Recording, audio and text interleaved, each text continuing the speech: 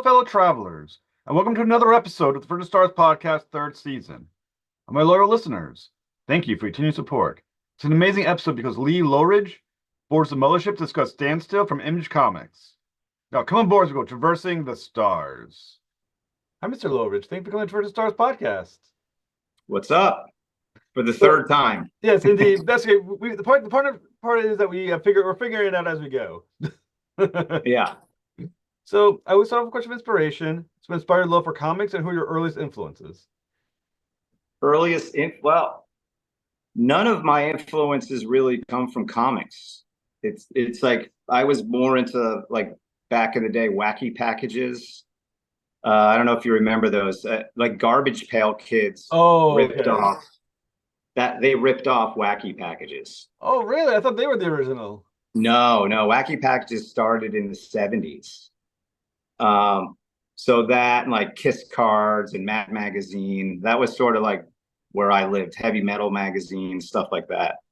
No one I knew really read comics. I lived in a small town in New Jersey, so it just wasn't, you kind of did what your friend group did. So I was never really exposed to it until college, art school, meeting guys into comics, and then that's when I first got into them. So, but I probably the first book, this is so cliche, that blew my socks off was Spawn. Oh, okay. So, a lot of the books I was looking at were like old Green Arrow and stuff like that, just classic DC stuff, which I thought kind of looked like shit. And, it always seemed like comic strippy to me. And then when Spawn came out, what was that, 92? That's, I guess, when digital color and stuff was really coming in. And, and with McFarlane's art, I thought, oh, this is like, they've finally gone to the next step with what we were capable of in print, at that time. So that's what attracted me. So I would say that early push of Image Comics was what got me. And I think that one of the first things I worked on digitally was an Image book. So well, I would say I buy Spawn right now. Spawn's up to issue, I think, like 355. I've been buying Spawn now for about 5 or 6 years. Are you still buying Spawn, or did you drift away at some point?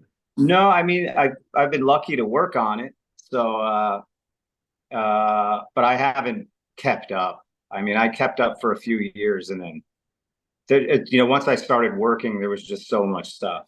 It was like I really had to concentrate on my work. Like, I had to learn everything about the DC universe because DC was the first company to hire me. And I think I worked with them exclusively for about a decade. And I knew shit all about the DC universe. So, like, even at one point, I was doing like a Justice League book. And I asked the editor at a convention, I said something like trying to be funny. Like, well, I don't even know who that guy is, Martian Manhunter, whatever, whoever it was. And he goes, well, that's concerning. Like, you're working on my books, you should know these guys. So yeah, that's when I took a deep dive and really got into the DC stuff. That's always a thing that companies saying and fans sometimes complain about is that it's so hard to jump into a universe and like learn all the characters, and you can't jump into issue number 50 something of a comic book and understand it. Now you had to do that. You had to jump in like mid series. How hard was it once you started that deep dive to figure everything out? It was crazy hard. This is pre-internet, so like I couldn't just Google something or figure out who someone was. Like, they would send me. They had these books back in the day, and it was just the Bible for all their characters. So whenever I get a new project, I would just, go to that Bible and figure out who the hell they were, and what they had to do with, the DCU when they were first, that's what's crazy. They have a character like, oh, he was first, launched in, 1954. It's so hard. There's so many characters. But yeah, it was definitely tricky. I think one of the first books I worked on was Green Arrow in the Grell era. And I really got into that book. I really loved it. Yeah. And even though I started that on issue, I don't know what, 70 or something, I might be way off on that issue number, but it was like 94, 93. You pick it up pretty quick. I mean, it's Green Arrow and Eddie Fires, and Green Arrow is a guy who he's got some cash. He likes to bang girls, and him and Ed like to kill people. So, I mean, for me in the world of Marvel, it's sort of like the X-Men, where it's so convoluted at some point that it's hard to find your footing finally with all the continuity issues. So DC, which was the one character that you felt you it was hardest to get a handle on because the continuity was so thick? I don't know. I mean, always thought the team books were the hardest. Because there'd be so many characters, and then there'd be a few. Everyone wants to bring in that obscure character, where I didn't know who the hell it was. And again, pre-internet. Like at least when I went over to Marvel, I started working with Marvel maybe the late '90s, maybe early 2000s. We had the internet, so I could just Google that character, and know everything I needed to know. But yeah, there's so many. It's crazy. I mean, I've been doing this like 30 some odd years, and it's still difficult. Well, now you're the writer of a comic book called Standstill from Image Comic Books. Yep. Congratulations. So how did the series come about, and which aspect of the series did you find most interesting? That came about. I came up with the idea like a decade ago. And it's not an original idea. Everyone talks about like if you could go back in time or you could stop time, just things like that. But I thought the unique hook was when I was talking to a friend, Sean Crystal. He's a Marvel artist. We kept talking all the easy things you do, like just the simple things. I would take money from the bank, but if you could stop time, you don't need money. You don't need food. You don't need a house. You need nothing. You know what I mean? You just stop time and you can acquire whatever you want. And then it became a morality play. If you take a watch from the jewelry store, ultimately someone's responsible for that. So, we started talking about if you could stop time, what wouldn't you do? We know what you do because everybody has the same fucking answers. It's very, again, nothing is original. So, that just sat in my brain for a few years, and then I brought the idea to my friend Rick Remender, and what I wanted to do is have a good and an evil. The guy that doesn't give a shit what he does, and the guy that's very conscious of what he does, and then how that interaction. And Rick was like, "No, you go to the bad guy. That's the interesting side. The guy that would do the things we wouldn't do." So that's when I leaned into that premise and created the character Ryker. And I was like, all right, he's not only is going to be that, but he's also going to be on a revenge tour. And he's going to kill people. He's going to right all the wrongs. He's just this vigilante that I want you to love, but he'll do things that you'll absolutely hate because he's a terrible guy. But he's lovable. He's funny and he does shit that we all wish we could do, but he also does all things, and he ultimately will, he's circling the drain throughout the series, and it goes darker and darker as we move along. So the thing about the concept of stopping time, I think as you mentioned, it's sort of like the Flash who goes super fast. Is a power that is potentially extremely powerful of a device, right? I mean, as you said, if you can stop time, you can virtually do anything. Now, when you thought about the character, were there any guardrails you had to put on the project to make sure the character was in virtually like God mode at that point? Sort of. Yeah, there's like you have to approach it, I think, like a bit pragmatically, where at first we thought, well, if time stopped, is everything sharp and firm and hard?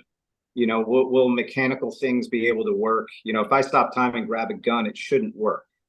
A car shouldn't drive. Like everything should freeze. I don't really explore a lot of if things are hard or soft. Like obviously, like water becomes ice. You know what I mean? Yeah. But I think the one thing I did that we do kind of get into is that water is a problem when time is stopped. Water can be a problem because water expands and contracts and does all this crazy stuff. And that was my partner Andrew Robinson had come up with that. We had a couple of ideas of things to do involving water, but and then Rick had an idea, where they could be running through grass and they get cut up and well-timed stop. But and I do have a scene where they get pretty cut up while they're stopping time. So there are, I guess, like you said, guardrails, but really dangers that you have to be aware of. So for instance, think about the concept. If he stops time, let's say, and he runs too close to a blade, a knife, he can still be injured by something that is frozen in time, even though he's not. I feel like that is frozen in space and time. So yeah, you would slice yourself open pretty good. So one of the issues that as well with the idea of stopping time. Now, is time actually stopped or is slowed to the point of stop of being? It's stopped. It's stopped. Otherwise, it'd be that other movie. What was that? Timers or something, or Clock Stoppers? Yeah, I was thinking of God, what's that scene in the X-Men movie with the Flash who runs so fast that everything looks like it's stopped, but technically it's just moving so slowly that it just appears stopped. So we're talking about fully stopped. That's what it was in Clock Stoppers. It was like time slows to and the guy can just move it at normal speed. No, in this it's stopped. It's done. But like if you stop time for a year, or even a month, your facial hair will grow. Like you're still aging. So, and that was something. This go around I didn't really explore a whole lot, but there are certain hints. There's only so much you do in a comic. It's really hard to project when time is stopped in a comic book.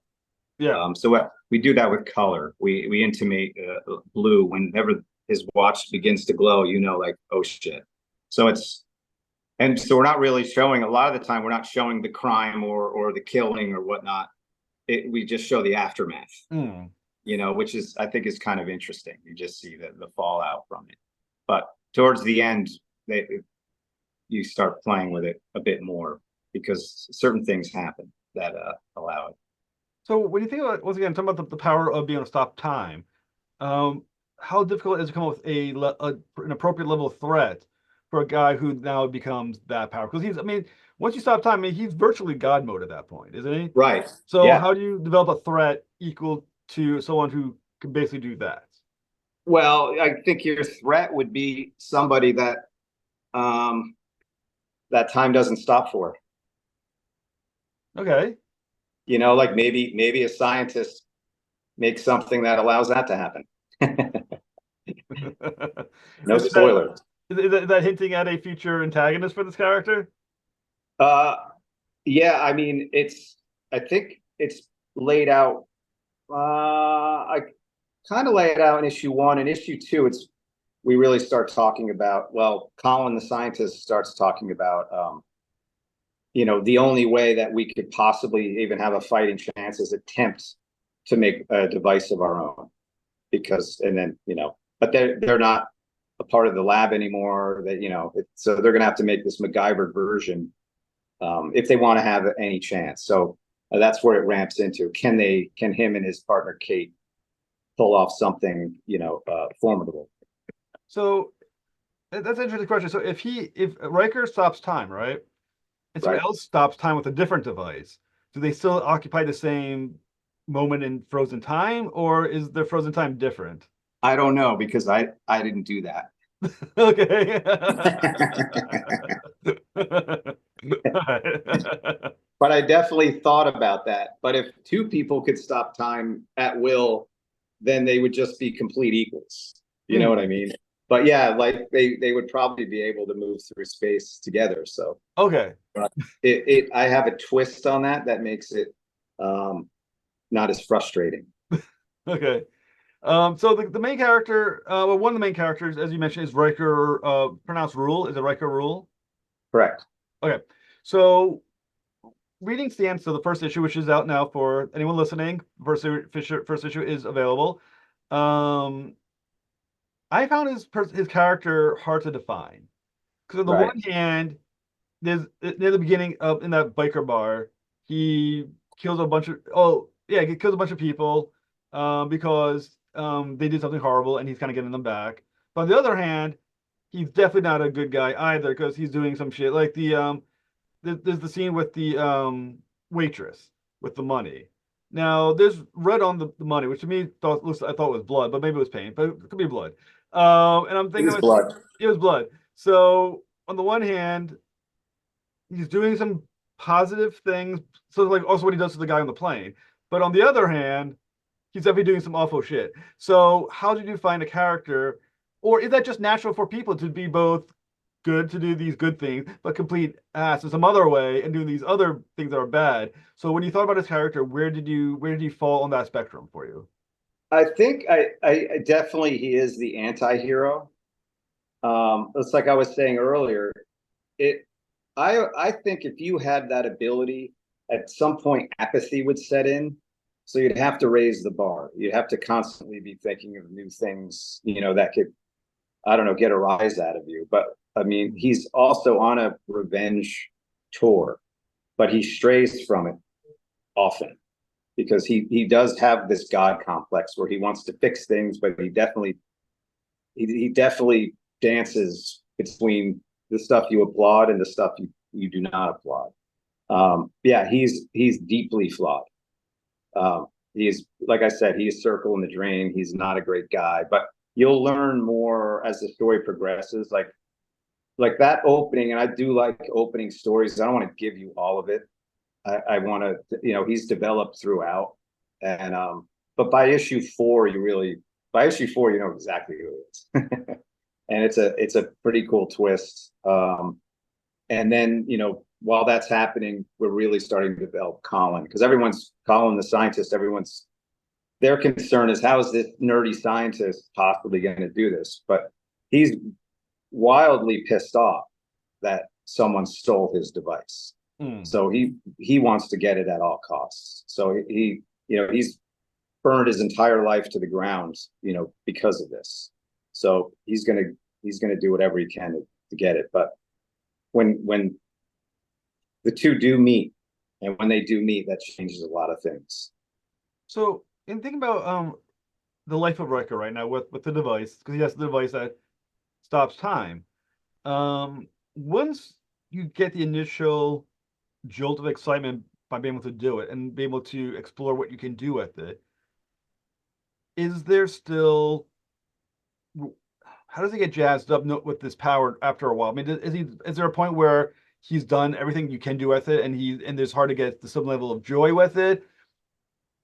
There you go. So eventually, right, you hit the wall, Right.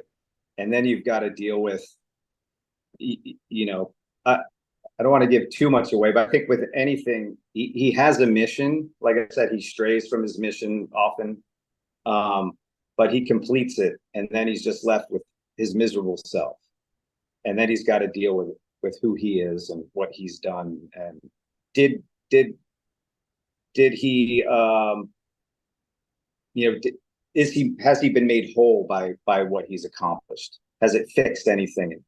And ultimately, that kind of stuff that it will not fix you. Hmm. So, but all the while, the government wants this device as well. Hmm. So there's that third threat. So you've got Colin trying to get Riker while the government is hot on it, their tail, and they're not going to want it for any sort of good.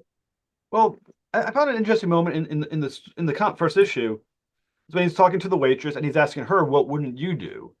And part of me is thinking that's kind of like a fun flirt with the waitress, but the other part's I'm wondering about is he actually trying to find a moral compass? Like maybe someone else can help me out and figure out is there a line I should follow, or is there something I haven't thought of or should have thought of that I shouldn't do, and looking for this waitress or for maybe to find that for him.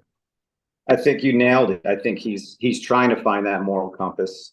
It's like if you live like I lived in the South for a long time, in Georgia, and after a few years, I started talking like an idiot. Like my grammar was all screwed up because you don't know which way's up after Right, right, you've been right. in a culture. And yeah, he's definitely trying to find that moral compass. But everyone, it's sort of a running gag. No one answers it correctly. They answer what they would do, not what they Hmm. wouldn't do. So that just further frustrates him. He doesn't get any sort of validation or any answers from this. And he's just like, these fucking people, like, but he also like, it's a crazy question, right? Right. No one would believe like the guy asking that question actually can stop time. You Right. just, you And know, it's just a question of morality as well.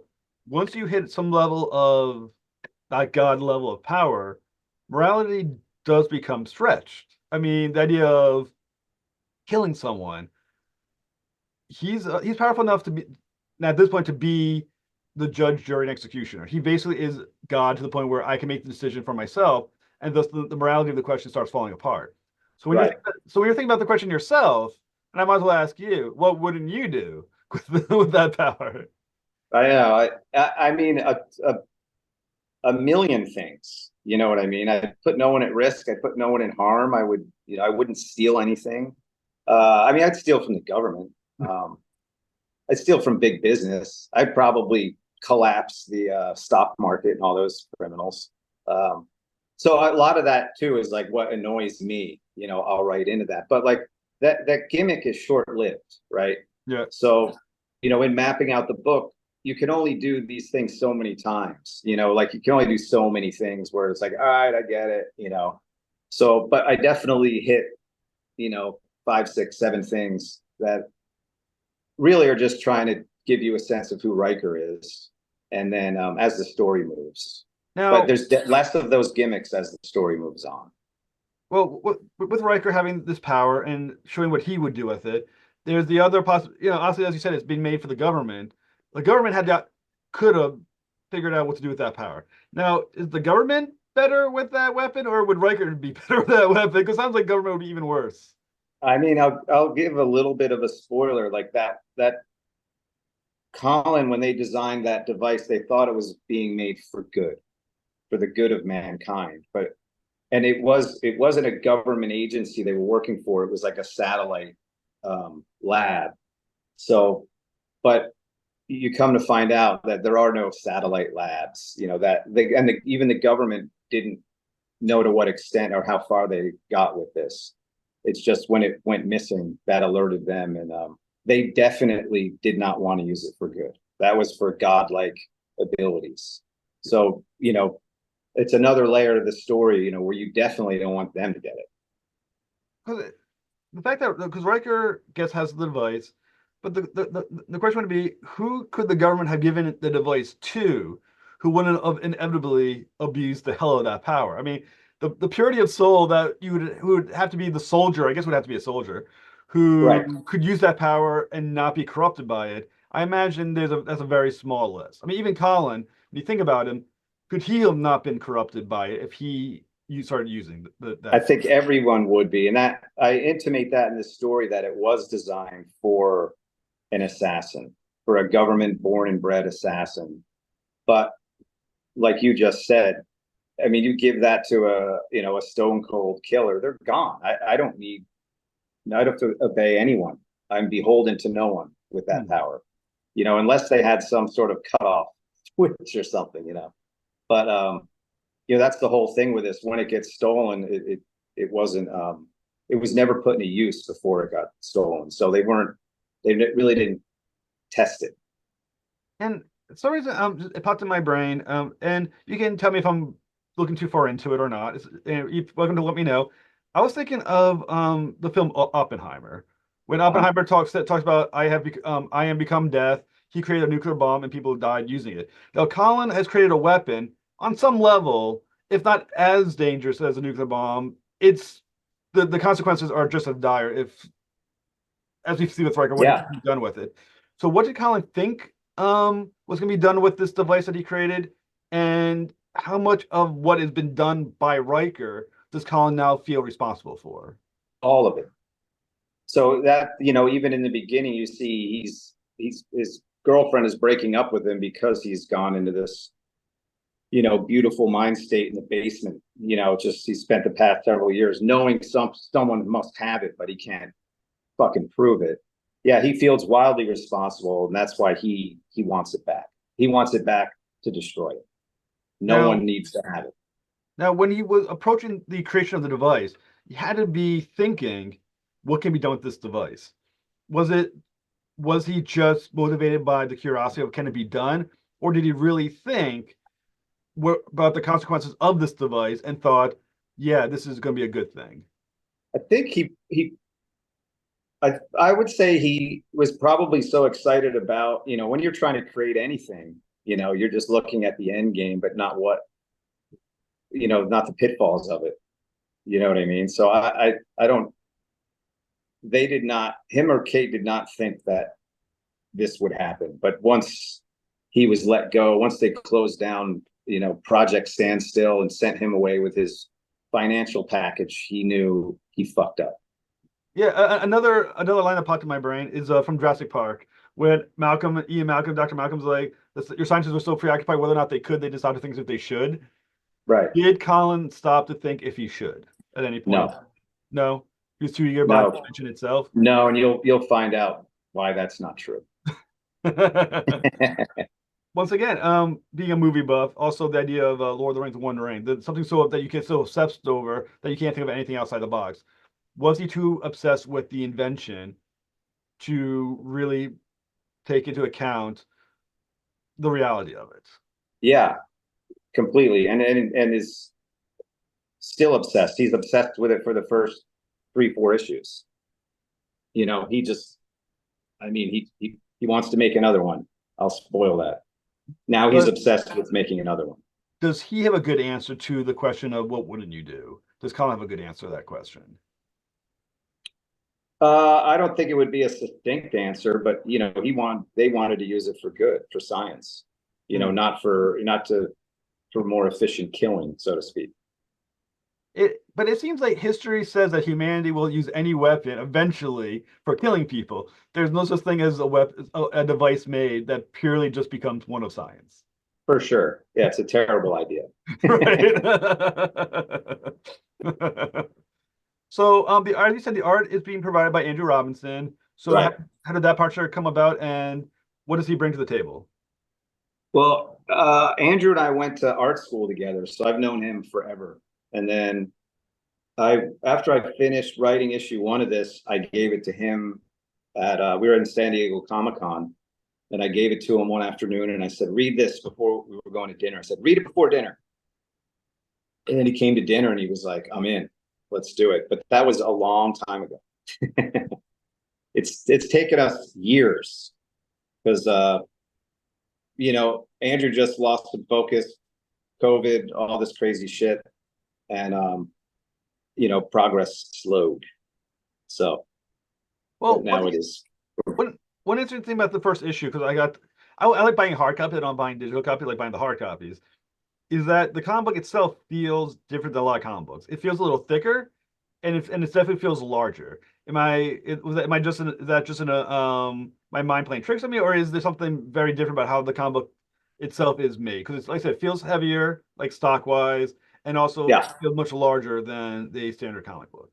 It's about, I mean, the physical size is the same. The page sizes are bigger because we double page spread all of it. So Okay. every issue is just double page spreads. Reason being, when we collect the 8 issues, we're going to do the true size landscape hardcover. Okay. So there's a method to the madness. So I'm right. It just wasn't. I'm not being crazy. It definitely does feel different than most of the comic books. Yeah, no one thinks you're crazy. But yeah, I use better paper, better cover stock, and because it's double page spreads, it's essentially, it's twice as many pages. But like story pages, it's close to the same. For once again, going back to Ryker, you said he's on a revenge tour. How much of his backstory are we going to get? You're gonna get a lot of it. We're gonna know where he came from and why he's doing what he's doing, and then just certain damage he has. But yeah, well, it all the nets loop up, come issue 4, and then we slide into this whole, this other scene, this other arc. So, did he know Colin prior to getting the device?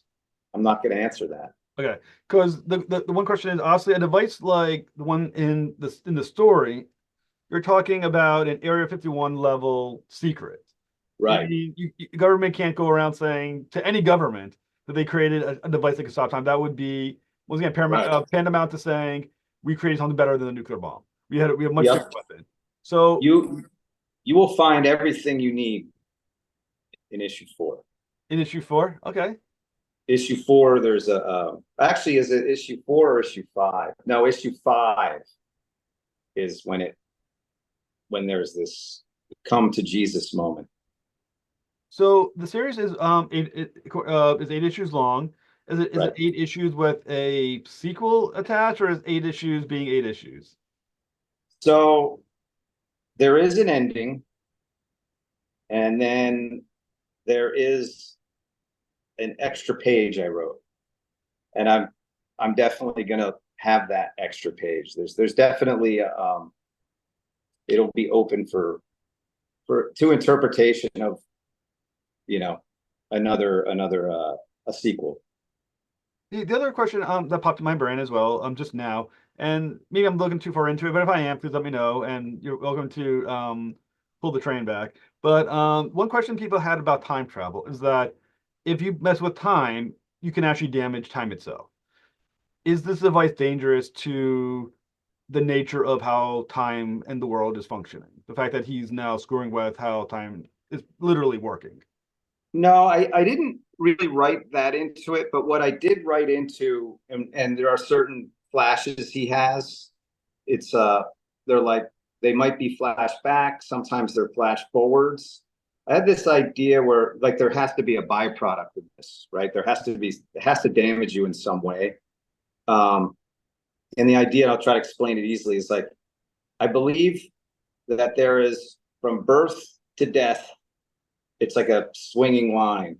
And say the real moment is in the middle here, and it swings. So he'll flash back certain times to when he was 12, maybe minutes before now, maybe minutes after now, maybe 2 years from now. So he doesn't know if these things, you know, obviously when you flash to your past, you go, well, I remember that. But if it's a flash forward, he not only flashes forward, but he flashes to alternate endings, like sliding doors, alternate things that could possibly happen. So he's almost in a way clairvoyant to what could happen because he has constant flashes of potential futures because of this.